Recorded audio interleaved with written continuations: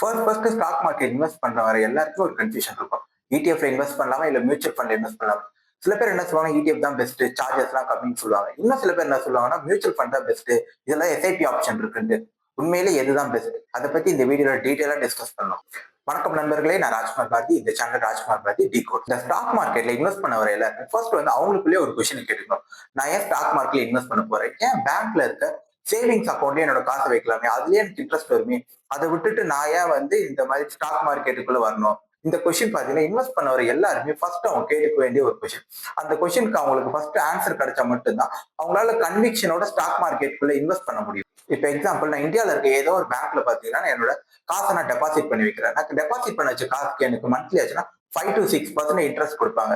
இந்த இன்ட்ரெஸ்ட் பாத்தீங்கன்னா எனக்கு வந்து 3 months ஒன்ஸ் வந்து என் பேங்க் அக்கௌண்ட்ல டெபாசிட் ஆகிட்டே இருக்கும். பட் நம்ம ரியாலிட்டி இங்க தான் மிஸ் பண்றோம். இந்தியாவில இன்ஃபிளேஷன் ரேட் 6 to 7% இருக்கும்போது எனக்கு பேங்க்ல இருந்து வர அந்த 5 to 6% ரொம்ப கம்மியான ஒரு விஷயம். கிட்டத்தட்ட நான் இன்ஃபிளேஷனே என்னால பீட் பண்ண முடியல. அப்படின்னா என்னோட காசு போன வருஷத்துல இந்த வருஷம் வேல்யூ குறைஞ்சிட்டு இருக்கு. ஈவன் நான் பேங்க்ல வச்சு ஒரு சேவிங்ஸ்ல 5 to 6% இன்ட்ரெஸ்ட் வந்தா கூட அது ரொம்ப கம்மியா தான் இருக்கு. இதனால என்ன பண்ணுது, என்னோட காசு அதோட பர்ச்சேசிங் பவரை ஒரு வருஷமும் குறைஞ்சிட்டே போகுது. இதனாலதான் நான் ஃபியூச்சருக்காக திங்க் பண்ணும்போது இந்த மாதிரி இந்தியன் பேங்க்ல வைக்கிற இந்த சேவிங்ஸ்ல இருக்கிறது வந்து பாத்தீங்கன்னா எனக்கு கண்டிப்பா பத்தாது.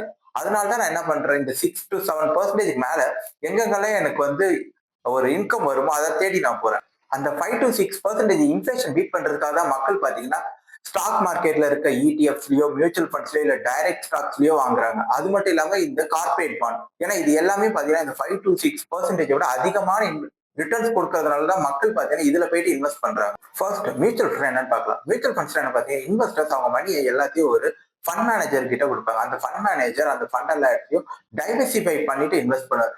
லைக் எக்ஸாம்பிள் பாத்தீங்கன்னா சிலதை கொண்டு போய் டைரக்ட் ஸ்டாக்ஸ்ல இன்வெஸ்ட் பண்ணுவார், சிலதை கொண்டு போய் பாண்ட் இன்வெஸ்ட் பண்ணுவார், சிலது கோல்ட்ல இன்வெஸ்ட் பண்ணுவார். இதனால என்ன பண்ணணும்னா மணிக்கு வந்து பாத்தீங்கன்னா ரிஸ்க் வந்து கம்மியா இருக்கும். நம்ம எல்லாத்தையும் ஒரே ஸ்டாக்ல போடுறதுக்கும் இந்த மாதிரி டைவர்சிஃபை பண்ணி போடவா பாத்தீங்கன்னா ரிஸ்க் ஃபேக்டர் வந்து ரொம்ப கம்மியான ஒரு விஷயம். நெக்ஸ்ட், நமக்கு வந்து ஸ்டாக் மார்க்கெட் பத்தி அவ்வளவு நாலேஜ் இருக்காது. ஆனா அந்த ஃபண்ட் மேனேஜர் பாத்தீங்கன்னா அதுதான் அவரோட மெயின் ஜாப். சோ அவருக்கு பாத்தீங்கன்னா ஸ்டாக் மார்க்கெட்டை பத்தியோ மிச்ச அசெட்டை பத்தியோ ஒரு நல்ல அண்டர்ஸ்டாண்டிங் இருக்கும். சோ அதனால பாத்தீங்கன்னா நம்ம கிட்ட ரிஸ்க் இல்லாம நம்ம வந்து ஒருத்தர்கிட்ட எல்லா பொறுப்பையும் கொடுத்தோம். நெக்ஸ்ட் பாத்தீங்கன்னா எஸ்ஐபி. எஸ்ஐபி பாத்தீங்கன்னா மியூச்சுவல் ஃபண்ட்ஸ்ல யாரெல்லாம் பட்டிருக்கோ அவங்க எல்லாருக்கும் ஒரு நல்ல ஆப்ஷன். மோஸ்ட்லி பாத்தீங்கன்னா இந்தியாவில மந்த்லி சேலரி வாங்குறவங்க தான் இருக்காங்க. சோ மந்த்லி சேலரி வாங்குற எல்லாருக்கும் பாத்தீங்கன்னா இந்த எஸ்ஐபி வந்து ஒரு நல்ல ஆப்ஷனே சொல்லலாம். மியூச்சுவல் ஃபண்ட்ஸை பத்தி உங்களுக்கு வேற இன்னும் டீடைலா நீங்க தெரிஞ்சுக்கணும் மேல உங்களுக்கு வந்து லிங்க் தரேன். அதுல பாத்தீங்கன்னா மியூச்சுவல் ஃபண்ட்ஸை பத்தி A to Z எக்ஸ்பிளைன் பண்ணியிருக்கேன். தேங்க்யூ. நெக்ஸ்ட் பாத்தீங்கன்னா இடிஎஃப். இடிஎஃப்னா எக்ஸ்சேஞ்ச் ட்ரேடட் ஃபண்ட். இடிஎஃப்பும் பாத்தீங்கன்னா மியூச்சுவல் ஃபண்ட்ஸ் மாதிரி தான். ஆனா இதுல இருக்க மேஜரான ஒரு டிஃபரன்ஸ் பாத்தீங்கன்னா இடிஎஃப் நம்ம ஸ்டாக் மார்க்கெட் ட்ரேட் ஆயிட்டு இருக்கும் டைம்ல மட்டும் தான் வாங்க முடியும். அந்த டைம்ல நம்மளால வாங்கவும் முடியும், விற்கவும் முடியும். இந்த ஆப்ஷன் பாத்தீங்கன்னா இடிஎஃப் மட்டும்தான் இருக்கு. இடிஎஃப்லயே பாத்தீங்கன்னா நமக்கு மியூச்சுவல் ஃபண்ட்ஸ் மாதிரி நிறைய ஆப்ஷன்ஸ் இருக்கு. Like example Nifty 50 ETF, silver ETF, gold ETF, இந்த மாதிரி எல்லா இடிஎஃப் இருக்கு.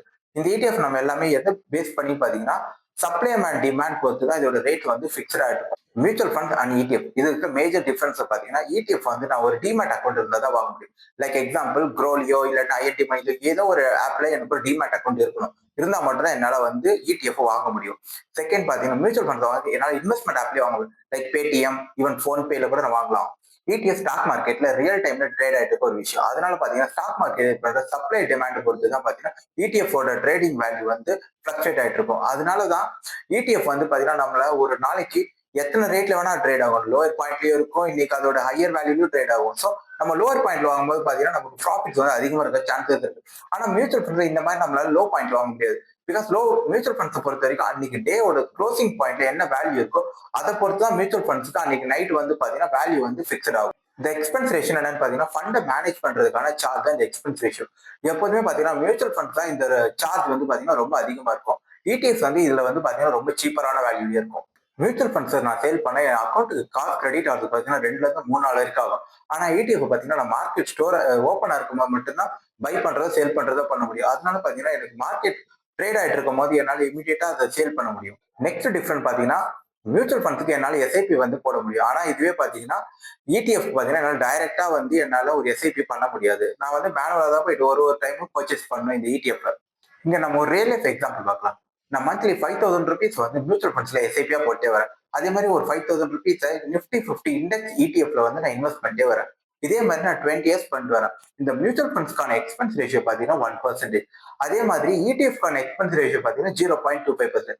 இந்த எக்ஸ்பென்ஸ் ரேஷியோல இருக்க இந்த டிஃபரன்ஸ்னால மட்டும் பார்த்தீங்கன்னா 20 இயர்ஸ்க்கு அப்புறம் 2 to 3 lakhs வந்து பார்த்தீங்கன்னா எக்ஸ்ட்ராவா எக்ஸ்பென்ஸ் ரேஷியோவை மட்டும் மியூச்சுவல் ஃபண்ட்ஸ்க்கு பே பண்ணிருப்பேன். இதனால தான் நம்ம லாங் டேர்ம்க்கு இன்வெஸ்ட் பண்ணும்போது பார்த்தீங்கன்னா மியூச்சுவல் ஃபண்ட்ஸோட ETF வந்து பெட்டரா இருக்கு. பிகாஸ் ETF எக்ஸ்பென்ஸ் ரேஷியோ ரொம்ப சீப்பரா இருக்கு.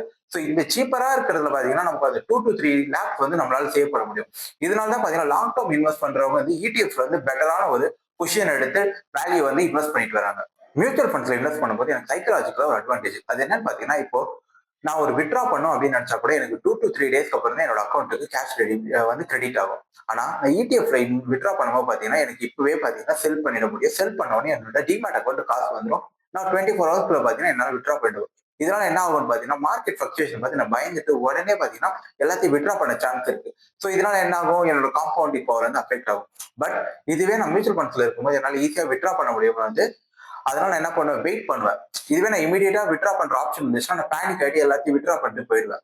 ஆனா இங்க என்னால இமீடியட்டா வித்ட்ரா பண்ண முடியாதுன்ற ஒரு ஆப்ஷன் இருக்கும்போது நான் கொஞ்சம் பேனிக் ஆகாம வெயிட் பண்ணிட்டு நெக்ஸ்ட் என்ன ஆகுது அப்படின்ட்டு மார்க்கெட்டை வந்து க்ளோஷரா வெயிட் பண்ணி பார்க்க ஆரம்பிப்பேன்.